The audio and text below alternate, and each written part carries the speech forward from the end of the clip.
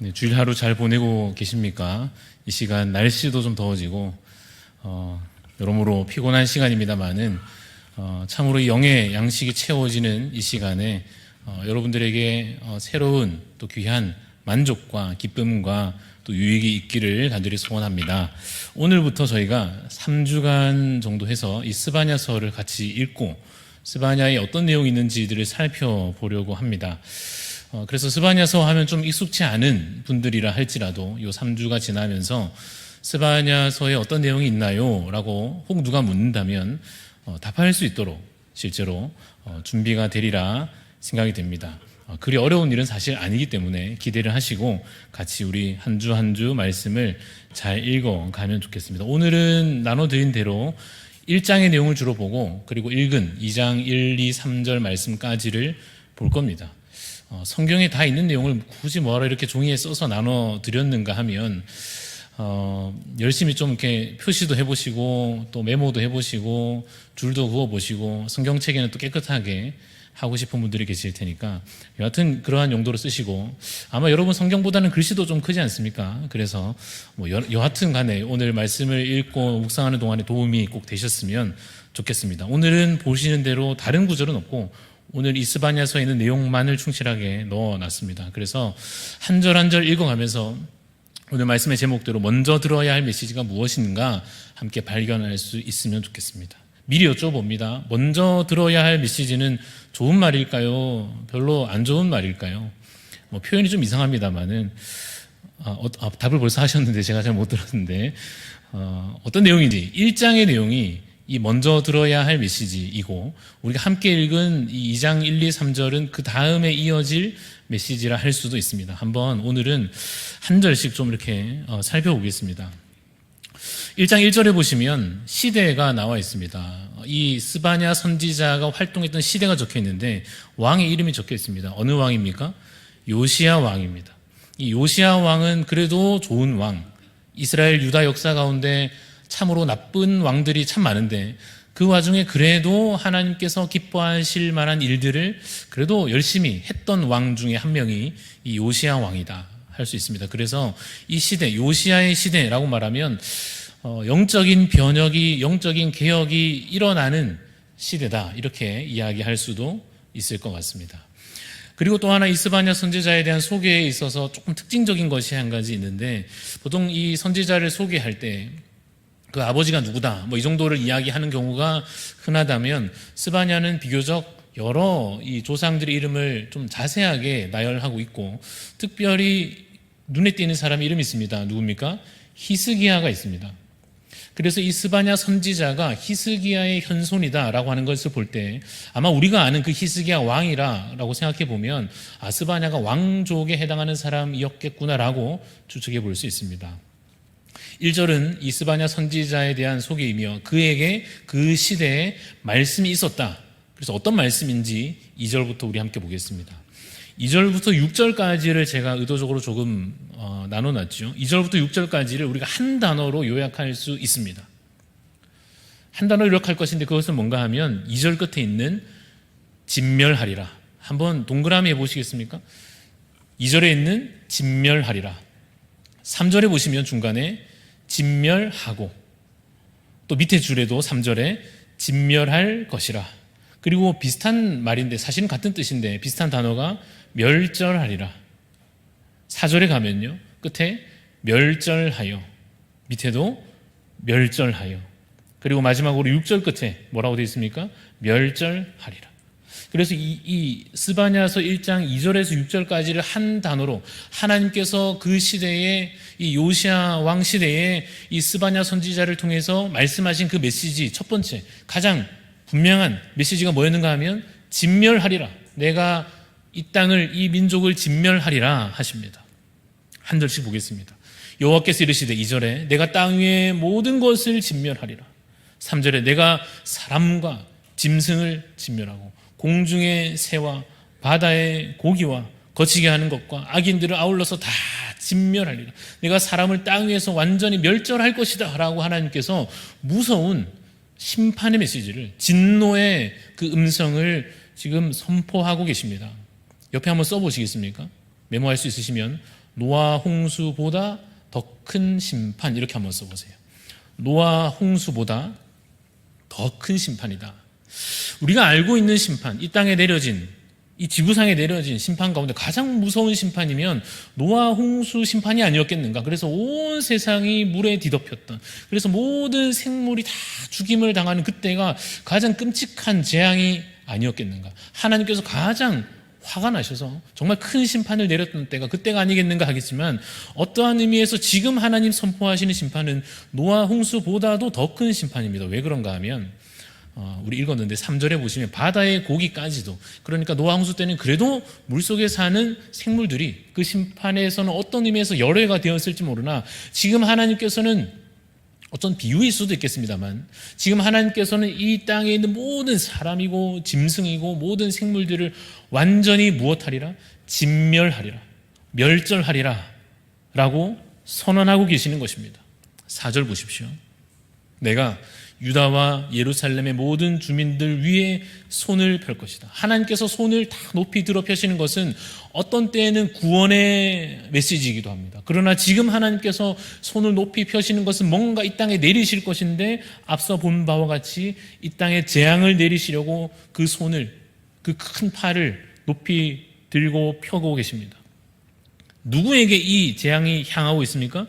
유다와 예루살렘 주민들입니다. 하나님의 백성이라 일컫는 자들에게, 그 옛날부터, 그 조상 때로부터 하나님께서 율법도 주시고 그들에게 수많은 기적으로 보호해 주셨고 이때까지 함께 해 주신 이 하나님의 백성들을 향하여서 지금 하나님께서 진멸하리라 하십니다. 그런데 여러분 4절, 5절, 6절에서 그들의 특징들을 세 가지로 나누어 볼 겁니다. 4절에 먼저 한번 써보시겠습니까? 쓸 수 있으시면, 자, 뭐라고 쓰시냐면 다른 신을 섬기는 자들, 이렇게 쓰겠습니다. 이것이 1번입니다.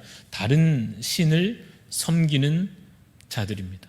그래서 4절에 보면 익숙한 우상 신의 이름이 나옵니다. 바알입니다. 하나님께서 그 큰 팔을 들고 펴셔서 그 바알을 그곳에서 없애버리실 것입니다. 그 우상 신들을 멸절하실 것입니다. 그 말임은 무엇인가? 여러 가지 해석이 있습니다만 어떤 제사장의 이름으로 보여집니다. 그런데 제사장이라면 하나님께 예배드리는 사람 아닙니까? 그런데 이 그마림은 하나님께, 여호와께 예배드리는 제사장이 아니라 우상신에게 제사 드리는데 앞장섰던 그런 악한 제사장들, 그들을 가리키는 말로 보여집니다. 그래서 하나님께서 다른 신을 섬기는 그 유다와 예루살렘 주민들을 벌하십니다. 그 가운데 있는 우상신들을 다 멸절하려 하십니다. 그 일들의 우상 제사에 앞장섰던 그 제사장들도 다 멸절시키려 하십니다. 5절에는 이렇게 써보겠습니다. 혼합주의자들, 이렇게 한번 써보겠습니다. 혼합은 썩는 거죠. 혼합주의자들이 있습니다. 이것도 좋고 저것도 좋고 하는 식입니다. 그래서 5절을 읽어보니까 지붕에서 하늘의 뭇별에게 경배하는 자들과, 그러니까 하늘에 있는 별들을 보면서 점치거나 그것에 뭔가 소원을 빌거나 하는 것은 악한 우상 행위에 지나지 않습니다. 그런데 그 밑에 5절 밑에 보시면 경배하며 여호와께 뭐합니까? 맹세합니다. 하나님께 자신의 삶을 드리는 것 같습니다. 하나님께 중요한 일을 여쭈는 것 같습니다. 기도하는 것 같고 예배 드리는 것 같은데, 그렇게 하나님께 맹세하면서 또한 말감을 가리켜 맹세합니다. 이 말감은 역시 그 당시에 그들이 섬겼던 우상신들 가운데 하나입니다. 그래서 이들을 혼합주의자들이다 이렇게 읽었는 이유는, 어찌 보면 하나님 섬기는 것 같은데 그 그리스도인, 당시로 말하자면 어떤 하나님의 백성의 모습을 가지고 있는 것 같은데, 그러면서 동시에 또 다른 신을 섬긴다는 것입니다. 거기에 맹세하고 거기에 경배한다는 겁니다. 이제 6절을 보시면 6절에 이렇게 써보겠습니다. 사실상 믿음이 없는 자들입니다. 사실상 믿음이 없는 자들. 첫 번째는 뭐였습니까? 다른 신을 섬기는 자들이 있었습니다. 대놓고 바알을 섬기거나 그 제사에 앞장서거나 하는 자들이 있었고, 혼합주의자들. 그래서 이것도 하고 저것도 하고 하나님도 섬기고 말감에 가서도 맹세하고 이런 자들이 있었고, 또 어떤 사람들이 있죠? 사실상 믿음이 없는 자들. 제가 6절 읽어보겠습니다. 여호와를 배반하고 따르지 아니한 자들과, 그 다음 뭐죠? 여호와를 찾지도 않고 구하지도 않는 겁니다. 그러니까 하나님을 알죠. 여호와라는 이름은 늘 듣습니다. 그리고 옆에서 예배가 드려지고도 있습니다. 때로 거기에 참여도 할 것입니다. 거기에 제물을 드리기도 할 것이나 그들의 마음의 중심에 하나님을 찾습니까? 안 찾습니까? 안 찾는 겁니다. 하나님께 무엇인가를 구합니까? 그런 것도 없습니다. 사실상 믿음 없는 삶을 우리가 그런 얘기합니다. 실천적인 무신론자들 이런 말 하는데, 쉽게 말하면 믿음이 있다고 말은 하지만 실제 삶에서는 전혀 하나님 필요도 없고 존재에 대한 감각도 없이 살아가는 자들입니다. 자, 2절에서 6절까지 한 단어로 뭐였습니까? 진멸하리라. 내가 이 땅을 진멸하리라. 특별히 누굽니까? 유다 족속들을, 내 백성, 이 예루살렘과 그 유다 그 주민들을 내가 멸절할 것이다. 어떤 모습 때문입니까? 다른 신을 섬기고 혼합주의로 온갖 다른 종교들을 섞어 놓고 사실상 여호와 이름을 알면서도 하나님을 찾지도 않고 구하지도 않는 자들에 관하여 하나님께서 이 땅을 내가 진멸하리라, 멸절하리라 말씀하십니다. 7절 보겠습니다. 내려오셔서 7절부터 13절까지도 우리가 묶어볼 수 있는데, 여기도 한 단어로 우리가 요약할 것입니다. 앞에는 진멸하리라, 여기 7절부터는 벌하리라. 많지는 않지만 8절 보시면 8절 끝에 뭐라고 되어 있습니까? 벌할 것이며, 9절 끝에도요 벌하리라. 그리고 12절 밑에, 12절 밑에도 뭐가 있습니까? 벌하리니. 그래서 7절부터 13절까지 사실은 같은 의미입니다. 진멸하리라, 그리고 내가 이 땅을 벌하리라. 7절부터 봅시다. 하나 더 우리가 어떤 중요한 단어를 또 체크를 미리 하겠습니다. 7절에 보면 여호와의 날이라고 하는 단어가 있습니다. 이 단어는 선지서에서, 예언서에서 종종 등장하는 표현이고 아주 중요한 개념입니다. 여호와의 날, 우리가 흔히 말하는 마지막 날이 될 것입니다. 이 여호와의 날. 8절에 뭐라고 되어 있습니까? 여호와의 희생의 날. 9절에 그날에, 10절에도 나 여호와가 말하노라 그날에, 12절에도 시작하기를 그때에. 그러니까 어느 시점을 지금 분명히 상정하여 놓고 내가 이 땅을 진멸할 것인데, 내가 이 땅을 벌할 것인데 언제냐 하면 그날에, 여호와의 날에, 여호와의 희생의 날에 이 일을 행할 것이다 라고 말씀하십니다. 7절 보겠습니다. 7절 보면 잠잠할지어다. 화가 나신 상태로 이 말씀을 하신다는 것은 조용! 이렇게 하는 것과 같습니다. 한 단어로, 한 글자로 딱 줄이면 쉿! 이렇게 하는 거죠. 우리 경상도 표현으로 바꾸면 이렇게 하는 것과 같습니다. 화가 나서 막 쓸데없는 얘기하고 딴 데 정신 팔려 있는 사람들을 정신 똑바로 집중하게 하면서 잠잠하라. 하나님께서 지금 진노를 다하여서 이 말씀을 잘 들으라 하시는 말씀입니다. 뭐라고 말씀하십니까? 7절에 이어서 여호와의 날이 가까웠다. 하나님께서 어떤 날을 예비하셨는가 보십시오. 7절을 계속 읽어갑니다. 여호와의 날이 가까웠으므로 여호와께서 무엇을 준비하십니까? 희생을 준비하는데, 희생 옆에다가 제물 이렇게 씁니다. 희생, 다른 말로 제물입니다. 하나님께서 지금 제물을 준비하십니다. 제물은 누구일까요? 자, 이제는 여러분도 한번 맞춰보시겠습니다. 우리 읽어오고 있는 맥락이 있으니까, 하나님께서 지금 제물은 어떤 역할이냐면 죽임을 당하는 것입니다. 그렇죠? 제물은 죽임을 당하는, 그래서 하나님께서 지금 제물을 준비하시는데 제물이 누구냐 하면 유다 백성입니다. 하나님께서 지금 이 백성들을 진멸하려 하십니다. 그래서 하나님께서 그 날이 가까워 온다 하시면서 희생을 준비하신다, 이 말은 짐승처럼 희생당하여 죽어야 하는, 피 흘려 죽어야 하는 짐승과 같이 이 민족의 현실이, 그들의 영적인 상태가, 그들이 당하여야 할 벌이 그와 같다 하는 의미입니다. 7절 밑에 보시면 그가, 우리 여호와 하나님께서 청할 자들을 구별하셨다라는 것은 무슨 의미인가 하면, 쉽게 말하면 바벨론의 군대가 준비되었다, 이런 뜻입니다. 하나님께서 이렇게 말씀하시는 것입니다. 내가 이 땅을 진멸할 것이다. 잠잠하라. 이 말을 들으라. 여호와의 날이 가까웠으므로 여호와께서 희생을 준비하신다. 그리고 그가 청할 자들을 여기 구별하여 두셨다. 준비해 두셨다. 누굽니까? 바벨론 군대가 이제 이 땅을 진멸할 도구로 쓰임받게 될 것입니다. 8절 읽어갑니다. 여호와의 희생의 날에, 희생은 뭐라고 했습니까? 제물이라 했습니다. 하나님께서 제물을 잡는 날입니다. 그 심판의 날에 내가 방백들과, 높은 사람들이죠, 방백들과 왕자들과, 역시 높은 사람들입니다, 이방인의 옷을 입은 자들. 이들이 왜 이방인의 옷을 입고 있습니까? 이들은 하나님의 백성입니다. 유다 족속들입니다. 그런데 왜 이방인의 옷을 입고 있습니까? 그 높은 자들이 옷을 입기를 이방인의 옷을 입는 것은 실제로도 그러했을 것이고 그들의 문화를 입은 것이고 그들의 종교를 입은 것입니다. 그들의 사상을 입고 있는 것입니다. 그래서 이방인과 같이 행하고 이방인과 같은 마음을 품고 살아가는 것입니다. 그들을 하나님께서 이제 벌하실 것입니다. 9절에 보면 그날에 문턱을 넘어서 남의 집을 함부로 들어가는 것처럼 문턱을 넘어 포악과 거짓으로 자기 주인의 집에 채워주는 가난한 자들의 집을 약탈하면서 약한 백성들의 그 집을 약탈하여 그것을 빼앗아 자신들의 주인의 집에 채워놓는 그러한 힘을 가진 자들의 이 횡포에 관하여서 하나님께서 그들을 내가 이제 벌하리라. 이 이스라엘 백성 가운데 유다 백성 가운데 있는 흉악한 죄악들에 대해서 하나님께서 다 알고 계시는 것입니다. 이것을 이제 하나님께서 하나하나 낱낱이 지금 말씀하시며 벌하려 하십니다. 10절 말씀은 간단히만 말씀드리면 북쪽을 가리켜 말씀하는 것 같습니다. 제가 읽어보면 나 여호와가 말하노라. 그날에 어문이라고 하는 것은 물고기 어자이고 물고기 문이라는 뜻인데 이 어문에서 부르짖는 소리가 들 것이다. 그러니까 이것이 그 당시에 어쨌든 북쪽에 향하여 있는 내용이라 여겨집니다. 제2구역, 두 번째 구역도 마찬가지. 그리고 작은 산들에서 무너지는 소리가 일어날 것이다. 그래서 이것은 정확하게는 모르겠습니다. 대부분의 해석들은 이제 북쪽에서 바벨론이나 이방 민족들이 쳐들어오는 경로에 관한 것이다. 그래서 북쪽에서부터 부르짖는 소리가 들리고 저 위에서부터 울음소리가 들리고 저 위에서부터 무너지는 소리가 저 북쪽에서부터 저 적들이 쳐들어오는 저 방향에서부터 전해져 올 것이다 라고 하는 앞으로 있을 그 재앙에 관한 예언이라 여겨집니다. 11절 보면 막데스 주민들아 너희는 슬피 울라. 가나안 백성이 다 패망하고 은을 거래하는 자들이 끊어졌습니다. 하나님께서 이 땅을 계속해서 진멸하실 것에 대해서 말씀하고 계십니다.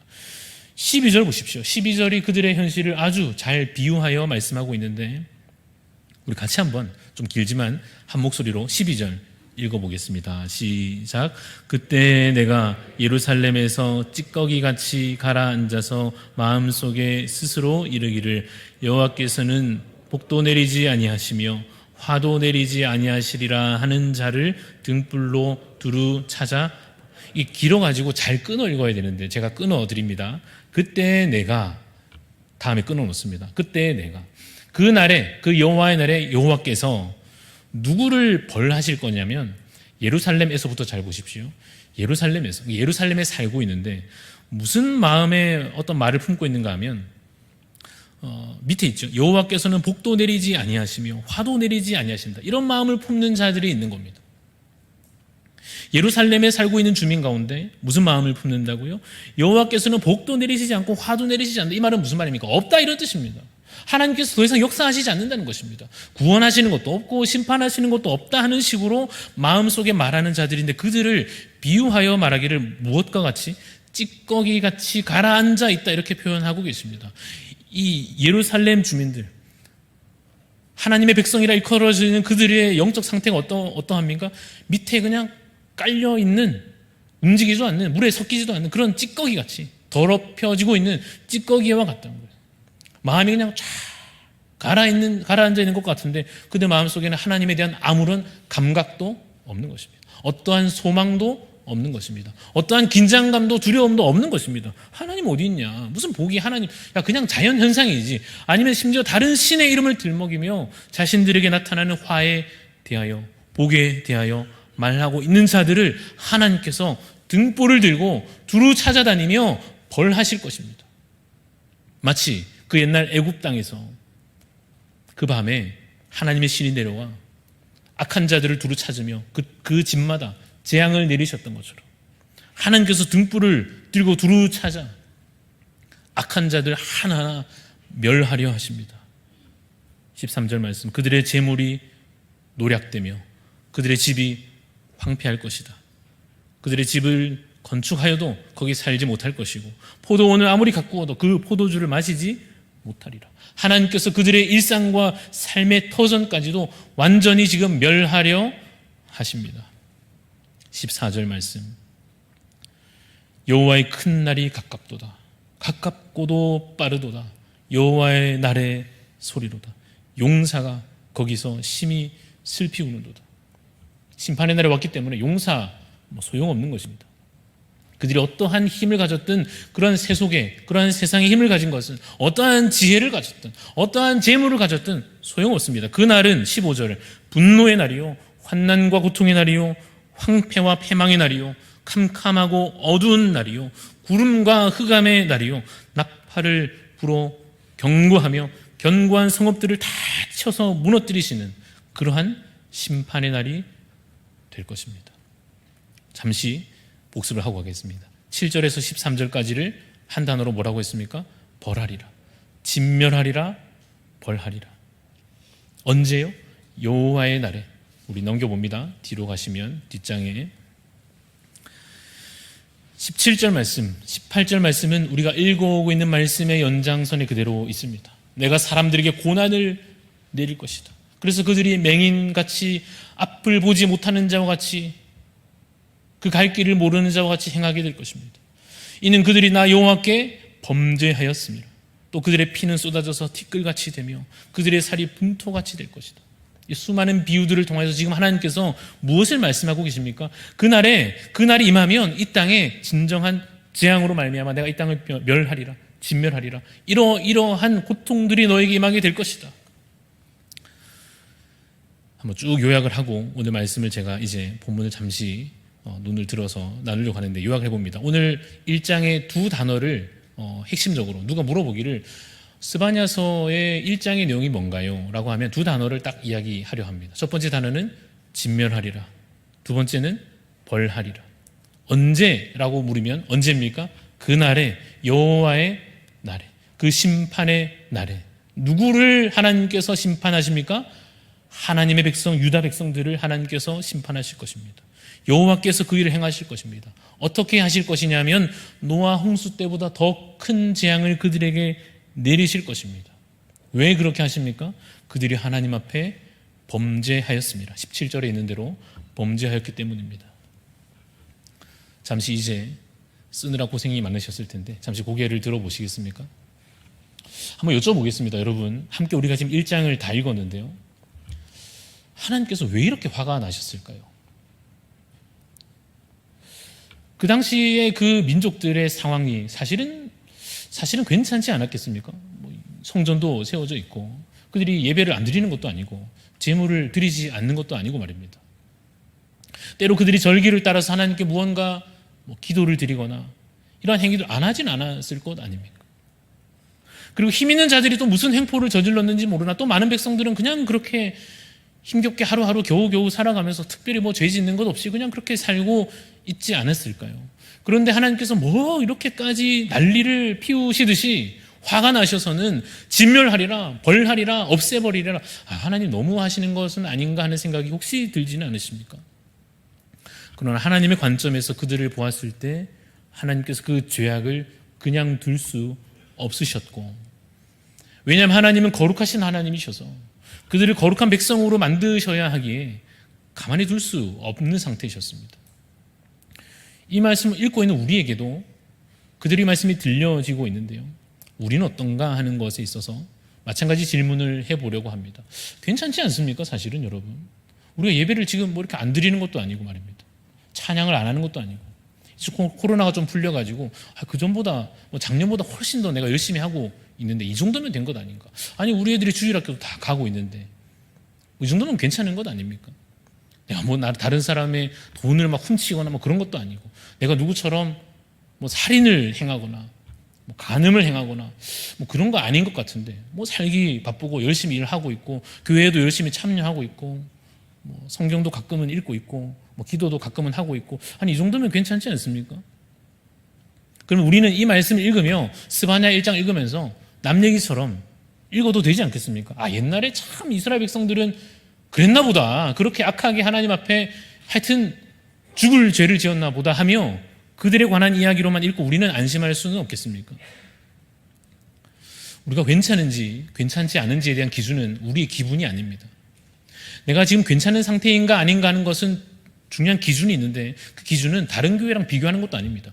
저 교회보다는 우리가 그래도 좀 낫지 않나? 그런 기준으로 우리가 우리 자신을 평가할 수 없습니다. 집에서 여전히 예배 오지도 않는 사람과 비교하며 나는 그래도 예배를 와서 드리니까 훨씬 낫지 않은가, 이 정도로 우리 자신을 평가할 수 없습니다. 왜냐하면 우리가 하나님 앞에서 점검받고 체크하면서 평가받을 때에 우리의 상태에 관하여서 평가받는 기준이 있는데, 그것은 하나님의 말씀이요, 하나님께서 주신 율법의 말씀입니다. 율법의 말씀이라 할 때 우리가 가장 쉽게 떠올릴 수 있는 것이 이 10가지 계명입니다. 하나씩 한번 해보겠습니다. 미리 말씀드리지만 살인하지 말라, 간음하지 말라 하는 계명에 대해서 예수님께서 해석하여 주시기를, 너희가 사람을 죽여야 살인하는 것이 아니라 마음에 혹은 입술로 형제에 대하여 욕을 하거나, 그런 것이 무엇과 같습니까? 살인하는 것과 같다. 간음하는 것이 꼭 무슨 행위를 해서가 아니라 마음에 욕을 품은 자가 간음한 자다 하신 말씀을 우리의 기준으로 또한 삼고, 첫 번째 계명부터 우리가 우리의 현실, 내 상태를 점검해야만 할 것입니다. 첫 번째 계명은 무엇입니까? 너는 나 외에는 다른 신을 두지 말라 해서 우리 집에 무슨 불상이 있는 것도 아니고 우리 집에 무슨 부적이 붙여져 있는 것도 아니니 괜찮지 않은가 하고 넘어갈 수 없는 것은, 너는 나 외에는 다른 신을 내게 두지 말라 하는 그 계명 앞에 내 마음속에, 내 마음의 중심에 정말로 하나님만으로 채워져 있는가 점검하여 보는 것입니다.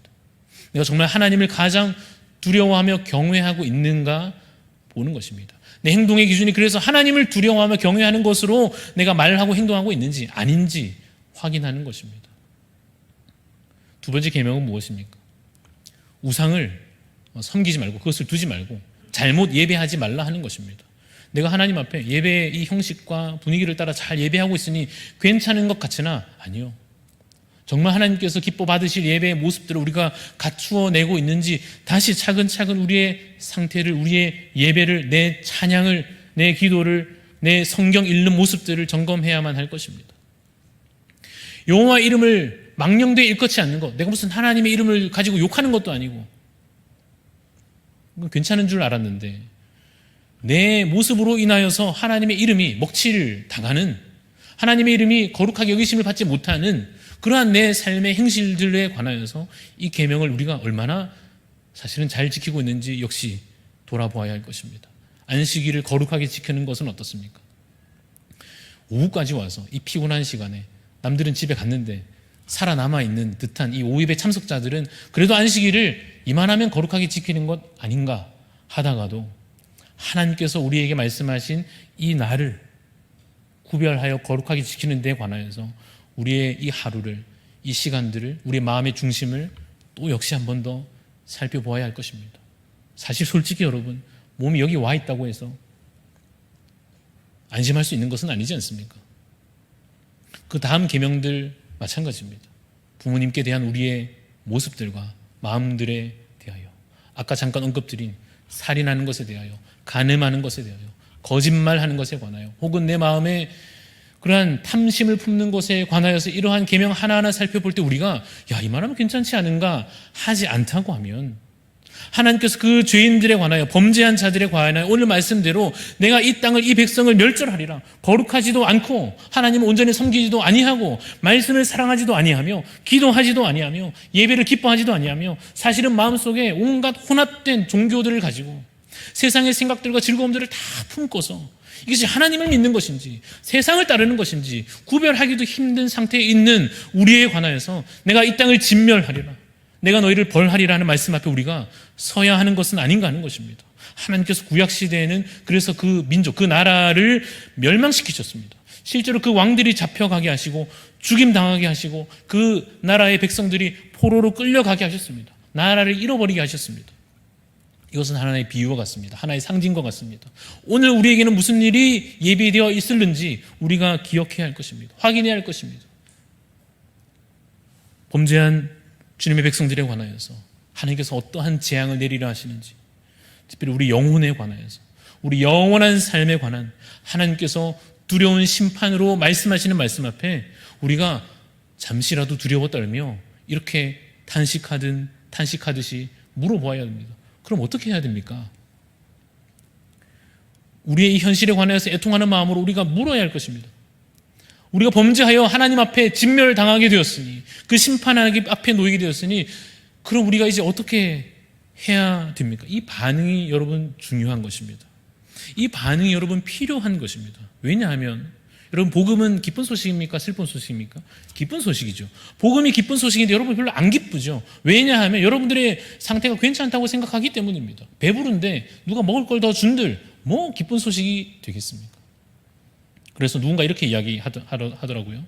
기쁜 소식이 정말 기쁜 소식이 되려면 나쁜 소식이 먼저 있어야 한다는 것입니다. 우리가 망했다고 누가 말해줘야 되는 것입니다. 우리에게 누가 큰일 났다는 얘기를 해줘야만 되는 것입니다. 그래야 복음이 복음일 것 아닙니까? 그래야 살려준다는 말이 진짜 내게 구원의 메시지로 들려질 것 아닙니까? 괜찮은데 무슨 구원의 메시지며 괜찮은데 뭐가 대단히 기쁜 소식이 되겠습니까? 여러분, 하나님께서 우리에게 먼저 듣게 하신 이 메시지 앞에 여러분 마음을 겸손하게 하여 마음을 열어 들으시기 바랍니다. 하나님께서 우리를 진멸하려 하신다는 것입니다. 하나님께서 우리의 현실 가운데 오셔서 우리를 벌하려 하신다는 것입니다. 교회에서 말씀을 전할 때 참 힘들 때가 있습니다. 교회에서 말씀을 전하는데 세상도 아니고 말입니다. 교회에서 말씀 전하면 편하지 왜 힘든가 하면 다 괜찮다 생각하니까 복음이 더 이상 복음이 아닌 것 같아서 두려울 때가 있습니다. 우리 자신에 대해서 한번 제 자신도 이 말씀을 준비하며 나 자신에게 있어서 요즘 주일 오전에도 말씀을 듣고 오후에도 말씀을 듣고 새벽에도 말씀을 듣는데 복음이 오늘 나에게도 복음인가? 내가 너를 구원하리라 하신 말씀이 오늘 나에게도 정말 복음인가? 예수 그리스도 십자가의 은혜가 오늘 나에게도 감사인가? 다시 한 번 더 돌아보게 되는데 먼저 들어야 할 말씀을 어쩌면 다시 상기시켜야 할지 모릅니다. 내가 너희를 진멸하리라. 내가 너희를 벌할 것이다. 언제요? 여호와의 날에 그 날에 심판하리라 하는 말씀 앞에 우리가 마치 사도행전 2장에 그 복음을 들은 수많은 사람들의 반응과 같이 우리가 어찌할꼬 하며 어떻게든 살려달라고 이 죄의 결과에 대해서 우리가 두려우니 이제 우리를 어떻게든 살려달라고 묻는 자가 되어야 할 것입니다. 여러분 다행인 것은 스바냐서가 오늘 이것으로 완결되지 않는다 하는 것이고 결론이 뒤에 남아있다는 것이며 그것을 마치 조금 맛보여 주듯이 2장 1절, 2절, 3절 말씀이 있는 것입니다. 제가 읽어보겠습니다. 2장 1절 말씀입니다. 밑에 보시면 있습니다. 수치를 모르는 백성아 모일지어다 모일지어다. 명령이 시행되어 날이 겨같이 지나가기 전에 여호와의 진노가 너희에게 내리기 전에 여호와의 분노의 날이 너희에게 이르기 전에 그리할지어다. 모이라 하십니다. 3절은 같이 읽습니다. 시작. 여호와의 규례를 지키는 세상의 모든 겸손한 자들아 너희는 여호와를 찾으며 공의와 겸손을 구하라. 너희가 혹시 여호와의 분노의 날에 숨김을 얻으리라. 마지막 질문을 한 번 더 반복하여 드리며 말씀을 정리하고자 합니다. 복음이 오늘 이 시간 나에게도 복음인지 예수 그리스도께서 여러분을 위하여 죽으셨습니다. 그래서 여러분이 이제 살게 되셨습니다. 그가 부활하셔서 여러분도 이제 영원한 생명을 얻었습니다. 라고 하는 이 복음의 기쁜 소식이 지금 나에게도 정말 기쁜 소식인지 아닌지 확인하시고 먼저 들어야 할 이 메시지 앞에 다시 우리가 무릎 꿇고 우리 자신을 회개하는 심령으로 겸손하게 귀를 기울여야 할 것입니다. 오늘로 끝나지는 않고 다음 주에도 그 다음 주에도 2장 3장 읽어가며 하나님께서 그 선지자를 통하여서 그 당시에 주셨던 그 말씀 오늘 우리에게도 생생하게 외치시는 말씀으로 듣고 구원의 메시지까지 함께 믿음으로 나아갈 수 있기를 간절히 소원합니다.